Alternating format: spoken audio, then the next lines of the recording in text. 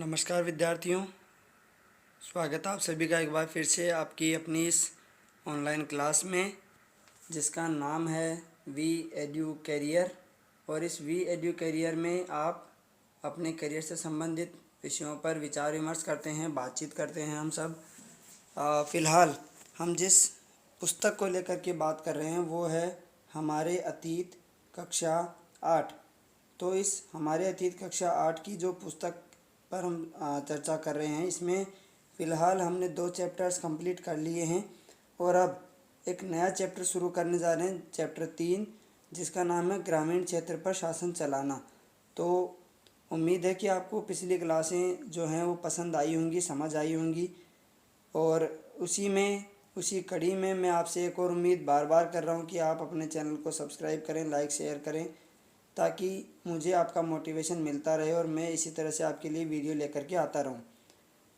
शुरुआत उसी चीज़ से कि फ़िलहाल मैं भी आप ही में से एक हूँ, लेकिन अगर मेरा पढ़ाना आपको पसंद आता है, जैसा कि आप सभी जानते हैं कि बाकी सारे कोचिंग इंस्टीट्यूट चलाने वाले व्यक्ति भी कोई गवर्नमेंट जॉब में सेलेक्टेड तो है नहीं, लेकिन अपना अपना टैलेंट होता है, अपनी अपनी रुचि होती है। टैलेंट तो खैर नहीं कहना चाहिए, अपनी अपनी रुचि होती है। तो मेरी रुचि पढ़ाने में है, इसीलिए मैं आपके लिए वीडियो लेकर के आता रहता हूँ। तो आज की क्लास की शुरुआत करने से पहले एक बार फिर से मैं आपसे रिक्वेस्ट करना चाहूँगा कि आप अपने चैनल को लाइक शेयर और सब्सक्राइब ज़रूर करें। और आज का जो हमारा टॉपिक है वह है ग्रामीण क्षेत्र पर शासन चलाना। तो पिछले 2 चैप्टर्स में हमने देखा कि किस तरह से पहले अंग्रेज़ सरकार या ब्रिटिश सरकार हमारे यहाँ पर आई, जिसमें कंपनी का शासन था। तो कंपनी शुरुआत में हमारे यहाँ पर आई केवल व्यापार के उद्देश्य से, और वही व्यापार के उद्देश्य से आने वाली कंपनी किस तरह से सत्ता में शामिल हो गई, किस तरह से सत्ता हथिया ली उसने। ये चीज़ हमने पिछले 2 चैप्टर्स में देखी, पिछले 2 पाठों में देखी।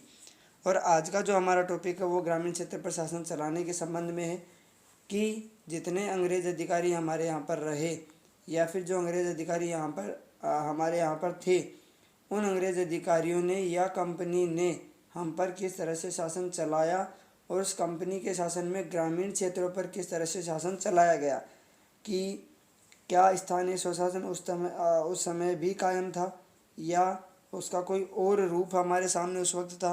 ये चीज़ हम इस चैप्टर में देखेंगे। जैसे कि शुरुआत में ही एक चित्र दिया हुआ है जिसमें लिखा हुआ है रॉबर्ट क्लाइव मुग़ल बादशाह से बिहार और उड़ीसा की दीवानी ग्रहण करते हुए। यानी इससे साबित क्या होता है कि ग्रामीण क्षेत्रों के शासन चलाने के संबंध में जो अंग्रेज़ सरकार थी या ब्रिटिश कंपनी की जो सरकार थी, उस कंपनी की सरकार ने क्या किया, दीवानी जो होती है ग्रामीण क्षेत्रों की, वो दीवानी अपने हाथ में लेने लग गए। यानी जितने भी बादशाह या नवाब या महाराजा यहाँ पर थे, हमारे यहाँ पर थे, उन बादशाहों से, उन महाराजाओं से, उन राजाओं से फ़िलहाल जो बादशाह है वो बादशाह शब्द किसके लिए यूज़ होता था, जो पूरे देश पर शासन कर रहा है। तो इस तरह से देश पर शासन करने वाला जो मुग़ल बादशाह है, उस मुग़ल बादशाह से उन्होंने बिहार और उड़ीसा की दीवानी ग्रहण की। ये इस तस्वीर में दिखाया गया है। लेकिन बाकी और कई क्षेत्र भी ऐसे थे जिन पर कंपनी का शासन स्थापित हो गया था। तो शुरुआत में बात करते हैं, कंपनी दीवान बन गई। दीवान बनने का मतलब वो जिस तरह से दीवानी और फौजदारी पिछले 2 चैप्टर्स में हमने 2 बिंदु पढ़े थे, उसी ही संबंध में ये दीवान शब्द आया है। यानी ग्रामीण क्षेत्रों पर शासन किसका रहेगा, उस विषय में इस दीवान शब्द का प्रयोग किया गया है।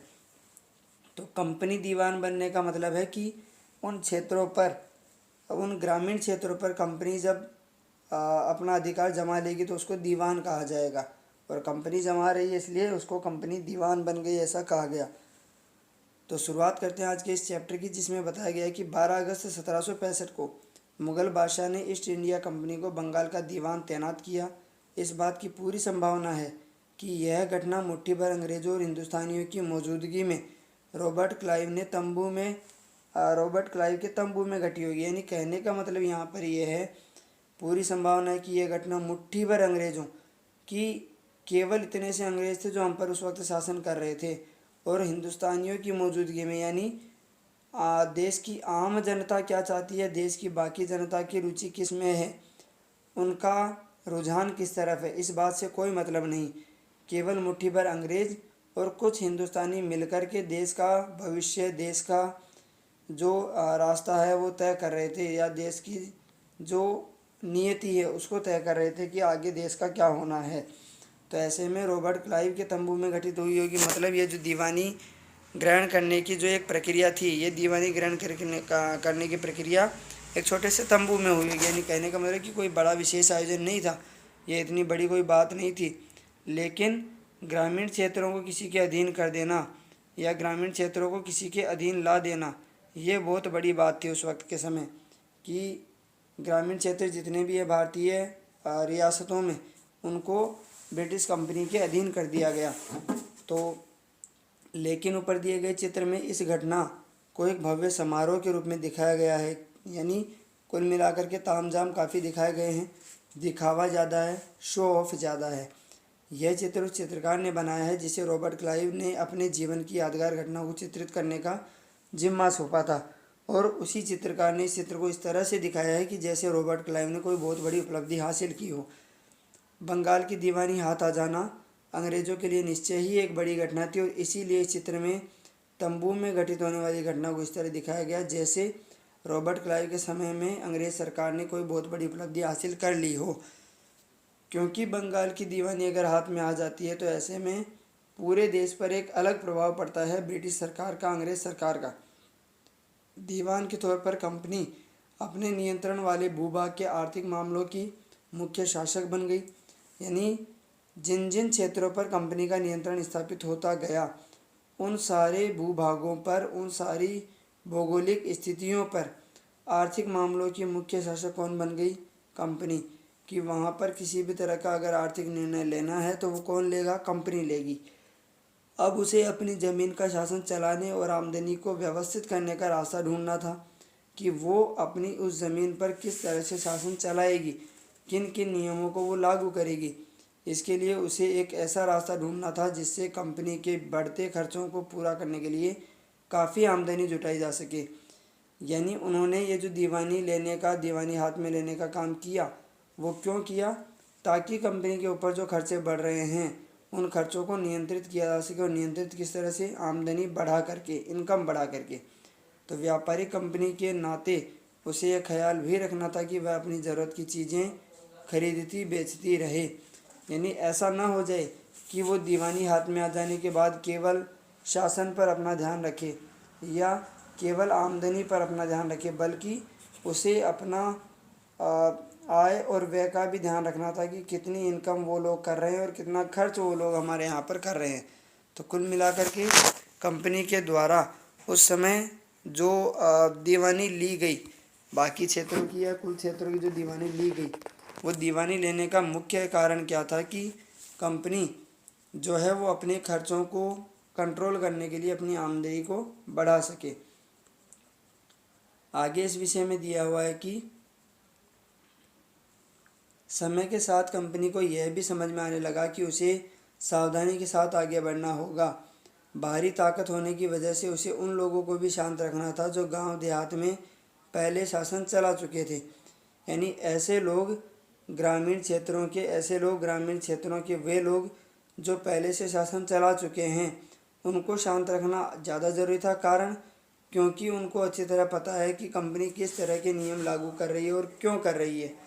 तो ऐसे में बगावत की शुरुआत ना हो जाए, किसी तरह की बगावत या किसी तरह का आंदोलन वे लोग ना कर दें। कारण क्योंकि उनकी जो दीवानी है या उनका जो शासन है वो छिन गया उनसे, जब कंपनी ने दीवानी अपने हाथ में ले ली। तो ऐसे में वे लोग रोड़ा अटका सकते हैं और इसी वजह से उनको शांत रखना ज़रूरी था। और जिनके पास अभी भी काफ़ी ताकत और सम्मान था, क्योंकि पब्लिक या आम जन जो है वो उन्हीं लोगों को जानते थे, कंपनी को नहीं। ऐसे जो लोग स्थानीय सत्ता में रह चुके थे उन्हें नियंत्रित करना तो ज़रूरी था, लेकिन उन्हें ख़त्म नहीं किया जा सकता था, क्योंकि उनके पास काफ़ी ताकत और सम्मान अब भी मौजूद था। यह काम कैसे हो, इस अध्याय में हम देखेंगे कि कंपनी ने ग्रामीण इलाकों को उपनिवेश कैसे बनाया। उपनिवेश का मतलब हम पीछे देख चुके हैं कि ऐसे वो भूभाग जहाँ पर कंपनी निवेश करने के लिए नज़दीकी क्षेत्र ढूंढ रही है। जैसे भारत है, तो भारत में छोटे छोटे जो क्षेत्र हैं जहाँ पर कंपनी निवेश करने जा रही है वो उसके क्या कहलाएंगे? उपनिवेश। आय के संसाधन कैसे जुटाए? लोगों के अधिकार किस तरह तय किए जाएं और मन माफिक फसलों की कैसे खेती करवाई जाए। यानी कंपनी को अपनी आमदनी बढ़ाने के लिए, अपनी दीवानी को सही साबित करने के लिए क्या क्या करना था कि ग्रामीण इलाकों को उपनिवेश बनाना था, आय के संसाधन जुटाने थे ताकि कंपनी को इनकम सोर्स प्राप्त हो, उसकी इनकम बढ़े और खर्चे कम से कम हों। लोगों के अधिकार किस तरह तय किए जाएं कि लोगों को किस किस तरह के अधिकार प्राप्त हैं, वरना वे लोग हर एक तरह की बात को मनवाने के लिए अपना अधिकार जताते हुए वो आवाज़ उठा सकते हैं। और मन माफिक फसलों की खेती कैसे करवाई जाए। अब फसलों का उत्पादन तो हमारे यहाँ पर पहले से भी हो रहा था, लेकिन मन माफिक फसलों का उत्पादन करवाने का मतलब क्या था कि जब मन माफिक फसलों का उत्पादन करवाया जाएगा तो कंपनी या ब्रिटिश सरकार या अंग्रेज़ सरकार उसी तरह की फसलों का उत्पादन करवाएगी या उसी तरह की फसलों की खेती करवाएगी जिससे उसे लाभ ज़्यादा से ज़्यादा हो। तो ऐसे में कंपनी की आमदनी कैसे बढ़ेगी, इस बारे में अब हम विचार करते हैं। कंपनी दीवान तो बन गई, लेकिन अभी खुद को एक व्यापारी ही मानती थी, क्योंकि उसे शासन चलाना अभी आ नहीं रहा था या भारतीयों पर नियंत्रण करना नहीं आ पा रहा था। कंपनी भारी भरकम लगान तो चाहती थी, लेकिन उसके आकलन और वसूली की कोई नियमित व्यवस्था करने में हिचकिचा रही थी। यानी उसे एक कन्फ्यूजन वाली कंडीशन में कंपनी थी कि भारी भरकम लगान तो लगा दिया जाए ताकि कंपनी को ज़्यादा से ज़्यादा इनकम प्राप्त हो, ज़्यादा से ज़्यादा आय प्राप्त हो, लेकिन कंपनी जो भारी भरकम लगान लगाएगी, क्या पब्लिक उसको या जनता उसको चुकाने के लिए भी तत्पर रहेगी या चुकाने में सक्षम रहेगी। उसकी कोशिश यही थी कि वह ज़्यादा से ज़्यादा राजस्व हासिल करे, इनकम हासिल करे और कम से कम कीमत पर बढ़िया सूती और रेशमी कपड़ा खरीदे, ताकि वो सूती और रेशमी कपड़ा वो अपने यहाँ ले जा कर के बेच सके महंगे दामों पर, या फिर यहाँ से कच्चा माल ले जा कर के हमारे यहाँ पर वापस तैयार माल बेचे और उस तैयार माल को हमारे यहाँ पर महंगा बेच सके ताकि उसका मुनाफा डबल हो जाए। इसी कारण 5 साल के भीतर बंगाल में कंपनी द्वारा खरीदी जा सकने वाली चीज़ों का कुल मूल्य 2 गुना हो चुका था, क्योंकि कंपनी को ज़्यादा से ज़्यादा इनकम प्राप्त करनी थी। 1865 से पहले कंपनी ब्रिटेन से सोने और चांदी का आयात करती थी और इन चीज़ों के बदले सामान खरीदती थी। अब बंगाल में इकट्ठा होने वाले पैसे से ही निर्यात के लिए चीज़ें खरीदी जा सकती थी। यानी कंपनी को अब जो दीवानी करने से या दीवान बन जाने के बाद जो कंपनी को इनकम हो रही थी, उस इनकम के भरोसे ही कंपनी क्या कर सकती थी, बंगाल से चीज़ें निर्यात कर सकती थी खरीद करके। पहले कंपनी को क्या होता था, सोना और चांदी अपने यहाँ से मंगवाना होता था और उसके बाद कंपनी जो है वो हमारे यहाँ पर सोना बेच करके और यहाँ से माल खरीदती थी। लेकिन अब क्योंकि कंपनी खुद दीवान बन चुकी है, उसके पास दीवानी आ चुकी है, तो ऐसे में कंपनी दीवान बन जाने के बाद वहाँ से जितना पैसा उसके पास आ रहा है आयकर लगा करके या किसी भी तरह का लगान लगा करके, उस लगान की वजह से प्राप्त होने वाले पैसे को कंपनी अब वहीं बंगाल में खर्च करके अपना फ़ायदा बढ़ा रही थी।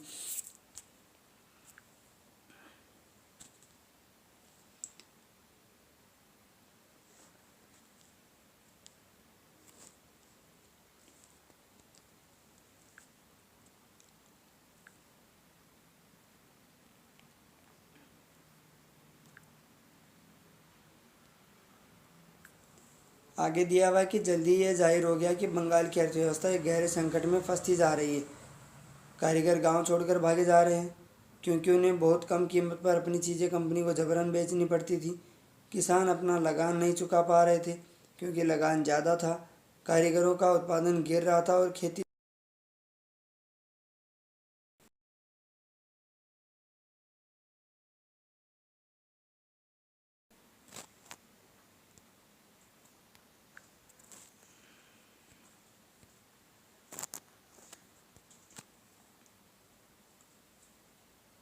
अपनी चीज़ें कंपनी को जबरन बेची जा रही थी, यानी जबरन बेचनी पड़ रही थी और किसान अपना लगान नहीं चुका पा रहे थे।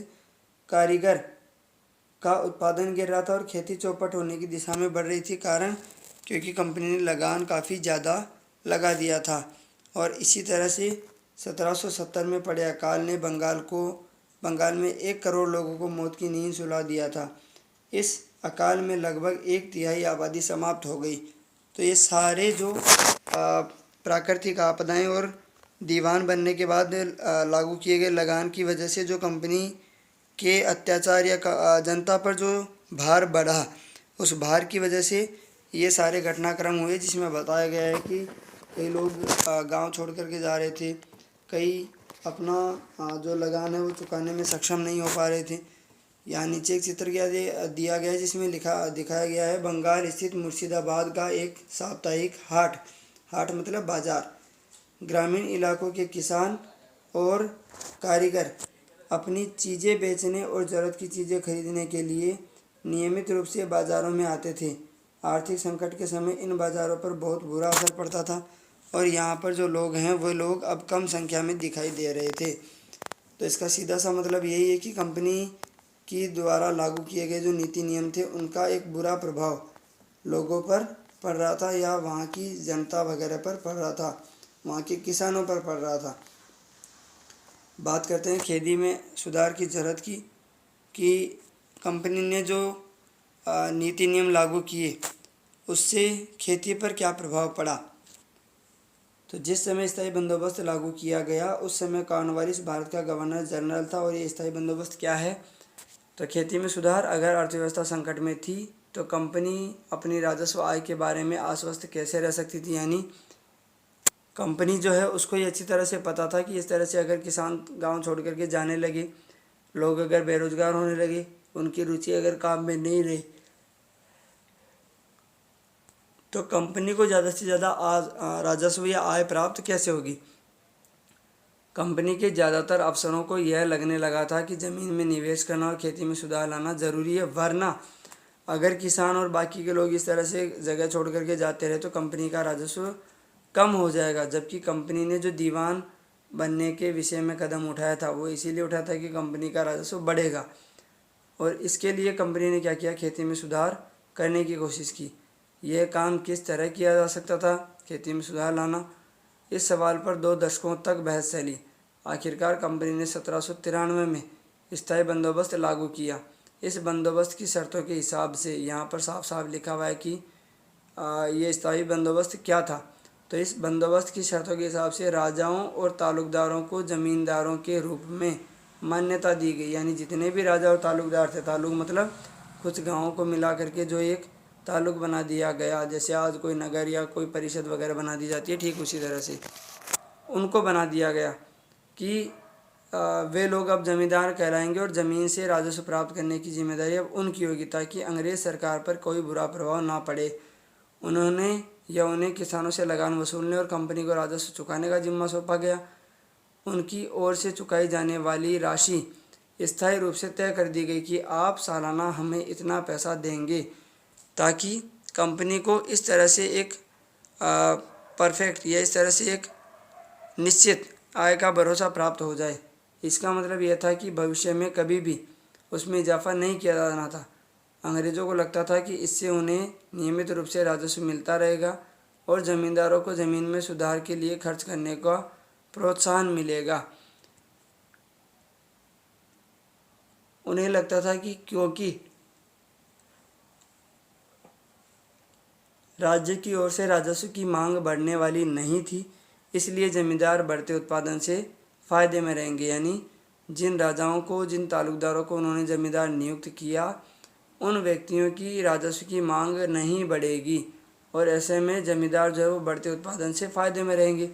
कारण कि कंपनी को ये लगा कि वो जिस ज़मीन पर खेती करवाना चाहते हैं, खेती में सुधार करना चाहते हैं, वहाँ जितना खर्चा होगा, क्योंकि उन्होंने क्या किया था कि जितने भी तालुकदार या राजा थे उनको ज़मींदार बना करके उन्होंने तय कर दिया कि मान लो एक ज़मींदार एक गांव के 1000 रुपये सालाना देगा और बचा हुआ जो है वो उसी गांव में खर्च कर देगा, ताकि उस ज़मीन से ज़्यादा आय प्राप्त हो सके या लगान प्राप्त हो सके। तो ये जो प्रथा लागू की गई, इस प्रथा के तहत समस्या क्या आई उसके बारे में अब हम पढ़ते हैं कि ये जो स्थायी बंदोबस्त की प्रथा उन्होंने लागू करने का सोचा, प्रयास किया, उससे परेशानी क्या आई।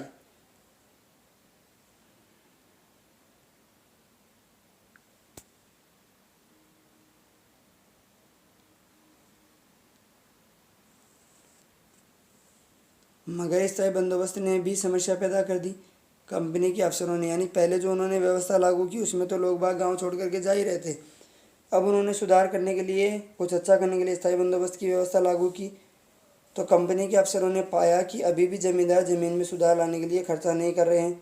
असल में कंपनी ने जो राजस्व तय किया था वह इतना ज़्यादा था कि उसको चुकाने में ज़मींदारों को भारी परेशानी हो रही थी। यानी कंपनी ने तो ये सोच करके राजस्व फिक्स किया था कि इतना राजस्व चुकाने के बाद जो ज़मींदार हैं वो ज़मींदारों के पास कुछ पैसा बचेगा जो भूमि सुधार में वो खर्च कर देंगे। लेकिन हो गया इसका उल्टा कि कंपनी ने जो राजस्व तय किया था वो काफ़ी ज़्यादा रहा। तो जो ज़मींदार राजस्व चुकाने में विफल हो जाता था उसकी ज़मींदारी छीन ली जाती थी। बहुत सारी ज़मींदारियों को कंपनी बाकायदा नीलाम कर चुकी थी, और जब कंपनी ऐसा करेगी तो बाकी के ज़मींदार जो हैं वो भी थोड़ा डर में हो जाएंगे, या थोड़ा उनको भी भय होगा कि हो सकता है हमसे भी कभी भविष्य में इस तरह से ज़मींदारी छीन ली जाए। तो 19वीं सदी के पहले दशक तक हालात बदल चुके थे। बाज़ार में कीमतें बढ़ी और धीरे धीरे खेती का विस्तार होने लगा। इससे ज़मींदारों की आमदनी में सुधार तो आया, लेकिन कंपनी को कोई फ़ायदा नहीं हुआ, क्योंकि कंपनी तो हमेशा के लिए राजस्व तय कर चुकी थी। अब वह राजस्व में वृद्धि नहीं कर सकती थी। यानी कंपनी को सीधा सीधा नुकसान ये हो गया कि जैसे जैसे महंगाई बढ़ी वैसे वैसे कंपनी के पास राजस्व तो पहले वाली नियत मात्रा में ही आ रहा है, तो ऐसे में उनको नुकसान होने लगा। लेकिन ज़मींदारों को अभी भी ज़मीन की बेहतरी में कोई दिलचस्पी नहीं थी। यानी वे नहीं चाहते थे कि ज़मीन में सुधार किया जाए, भूमि सुधार किया जाए जिससे इनकम प्राप्त हो। उनमें से कुछ तो बंदोबस्त के शुरुआती सालों में ही अपनी ज़मीन गंवा चुके थे। जो बचे रह गए थे उन्हें भी बिना परेशानी और निवेश का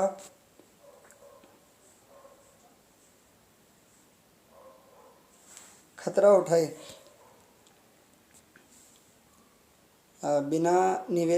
उठाए आमदनी की उम्मीद दिखाई दे रही थी। जब तक ज़मींदार किसानों को ज़मीन देकर उनसे लगान वसूल सकते थे, उन्हें ज़मीन में सुधार की परवाह नहीं थी, क्योंकि सारी जिम्मेदारी उन्होंने किसकी मान ली? किसान की। कि अगर किसान खेती कर रहा है, अगर ज़मीन किसान की है तो उसमें सुधार भी वही करेगा। दूसरी तरफ गाँव में किसानों को ये व्यवस्था बहुत दमनकारी दिखाई दी कि खेती भी हम करें, खर्चा भी हम करें और लगान भी हम चुकाएं। किसान को जो लगान चुकाना था वह बहुत ज़्यादा था, और ज़मीन पर उसका अधिकार सुरक्षित नहीं था। कि आज जब तक वो किसान ज़मीन का राजस्व चुका रहा है, लगान चुका रहा है, तब तक मालिक वो है। लेकिन जैसे ही उसने लगान चुकाना बंद किया, वहाँ का जो मालिक है ज़मीन का वो कोई और हो जाएगा। तो लगान चुकाने के लिए अक्सर महाजन से कर्ज लेना पड़ता था, और अगर वह लगान नहीं चुका पाता था तो उसे पुश्तैनी ज़मीन से बेदखल कर दिया जाता था। यानी ये एक बड़ी समस्या सामने आई कि ये जो नई स्थायी बंदोबस्त की व्यवस्था लागू की गई, इस स्थायी बंदोबस्त की वजह से कंपनी को भी फ़ायदा नहीं हुआ, ज़मींदारों को भी फ़ायदा नहीं हुआ और किसानों को भी फ़ायदा नहीं हुआ। तो फिर एक नई व्यवस्था लागू करने के बारे में विचार किया गया, सोचा गया। 19वीं सदी की शुरुआत में ही कंपनी के बहुत सारे अधिकारियों को इस बात का यकीन हो चुका था कि राजस्व बंदोबस्त में दोबारा बदलाव लाना ज़रूरी है। जब कंपनी को शासन और व्यापार के अपने खर्चे चलाने के लिए और पैसे की ज़रूरत हो तो वह स्थायी रूप से राजस्व तय करके काम कैसे चला सकती थी। मान लो उसने 1 साल के लिए राजस्व तय कर दिया 1000 रुपये। अब ज़रूरत के हिसाब से महंगाई भी बढ़ेगी, समय भी बीत रहा है, तो ऐसे में एक बार जो ज़रूरत है या उन्होंने राजस्व तय किया उससे वो अपने खर्चे चलाने में सक्षम नहीं हो पा रही थी कंपनी। कारण खर्चे बढ़ेंगे या मुद्रा यानी महंगाई बढ़ेगी, तो ऐसे में ज़्यादा पैसों की ज़रूरत होगी और वो कंपनी कर नहीं पा रही थी। तो बंगाल प्रेसिडेंसी के उत्तर पश्चिमी प्रांतों, इस इलाके का ज़्यादातर हिस्सा कहाँ है? उत्तर प्रदेश में, के लिए होल्ट मैकेंजी नामक अंग्रेज़ ने एक नई व्यवस्था तैयार की जिसे 1822 में लागू किया गया। और ये नई व्यवस्था क्या है जिसे 1822 में मैकेंजी ने लागू किया, उसके बारे में देखते हैं। तो लॉर्ड मैकेंजी जो उन्होंने जो व्यवस्था लागू की उसमें क्या है, मैकेंजी को विश्वास था कि उत्तर भारतीय समाज में गांव एक महत्वपूर्ण सामाजिक संस्था है और उसको बचाए रखना चाहिए, उसको बचाए रखना ज़रूरी है। जबकि पहले वाला जो स्थायी बंदोबस्त था उससे यही गांव संकट में आ गए थे। उसके आदेश पर कलेक्टरों ने गांव-गांव का दौरा किया, ज़मीन की जांच की, खेती को मापा और विभिन्न समूह के रीति रिवाजों को दर्ज किया गया। गांव के एक एक खेत के अनुमानित राजस्व को जोड़कर हर गांव या ग्राम समूह, जिसको महल कहा गया से वसूल होने वाले राजस्व का हिसाब लगाया गया। इस राजस्व को स्थायी रूप से तय नहीं किया गया, बल्कि उसमें समय समय पर संशोधनों की गुंजाइश रखी गई। राजस्व इकट्ठा करने और उसे कंपनी को अदा करने का जिम्मा जमींदार की बजाय गांव के मुखिया को सौंप दिया गया और इस व्यवस्था को महालवारी व्यवस्था कहा गया, महालवारी बंदोबस्त कहा गया। यानी ये जो नई व्यवस्था लागू की गई अंग्रेज अधिकारी मैकेंजी के नाम से, उसमें क्या किया गया कि एक गांव या गांव का समूह बना दिया गया जिसे महल कहा गया और उससे एक राजस्व लिया जाने की व्यवस्था की गई जो कि स्थायी नहीं था। पहले के समान ये राजस्व जो है वो स्थायी नहीं था। स्थायी नहीं होने की वजह से उसमें टाइम टू टाइम चेंज किया जा सकता है और इसी व्यवस्था को क्या कहा गया, महालवारी बंदोबस्त या महालवारी व्यवस्था कहा गया है। चित्र में मद्रास का गवर्नर टॉमस मुनरो दिखाया गया है। अब ये मुनरो की जो व्यवस्था है उसके बारे में भी जान लेते हैं थोड़ा सा। ब्रिटिश नियंत्रण वाले दक्षिण भारतीय इलाकों में भी स्थायी बंदोबस्त की जगह नई व्यवस्था अपनाने का प्रयास किया जाने लगा। यानी पहले जो स्थायी बंदोबस्त चल रहा था उसकी जगह अब महलवारी व्यवस्था लागू कर दी गई, लेकिन ब्रिटिश नियंत्रण वाले दक्षिण भारत में भी ये व्यवस्था लागू करने के बारे में सोचा गया। वहाँ जो नई व्यवस्था विकसित की गई उसे रैयतवाड़ी व्यवस्था का नाम दिया गया। जैसे गाँव के समूह या गाँव को महल कहा गया, वैसे रैयतवाड़ी व्यवस्था क्या है, तो कैप्टन अलेक्जेंडर रीट ने टीपू सुल्तान के साथ चले युद्धों के बाद कंपनियों द्वारा कब्जे में लिए गए कुछ इलाकों में इस व्यवस्था को आजमा कर भी देख लिया। टॉमस मुनरो ने इस व्यवस्था को विकसित किया और धीरे धीरे पूरे दक्षिण भारत पर यह व्यवस्था लागू कर दी गई। और ऊपर वाली जो व्यवस्था उसको किसने लागू किया, मैकेंजी ने, होल्ट मैकेंजी ने, जिसका नाम क्या था, महलवारी। और मुनरो के द्वारा व्यवस्था जो लागू की गई उसका नाम क्या है, रैयतवाड़ी। तो इसके बारे में बताया गया है कि रीड और मुनरो को लगता था कि दक्षिण में परंपरागत जमींदार नहीं थे जैसे उत्तर भारत में थे, तो उनको तो अच्छी तरह पता है कि क्या करना है कैसे करना है, लेकिन दक्षिण भारत में ये व्यवस्था नहीं थी। इसलिए उनका तर्क यह था कि उन्हें सीधे किसानों से ही बंदोबस्त करना चाहिए जो पीढ़ियों से ज़मीन पर खेती करते आ रहे हैं। यानी उनका मानना यह था कि सीधे हम किसानों से ही इस तरह की व्यवस्था करवा लें ताकि आने वाले समय पर हमें किसी तरह की परेशानी का सामना करना ना पड़े और बीच बिचौलिए की व्यवस्था या झंझट भी नहीं रहेगा।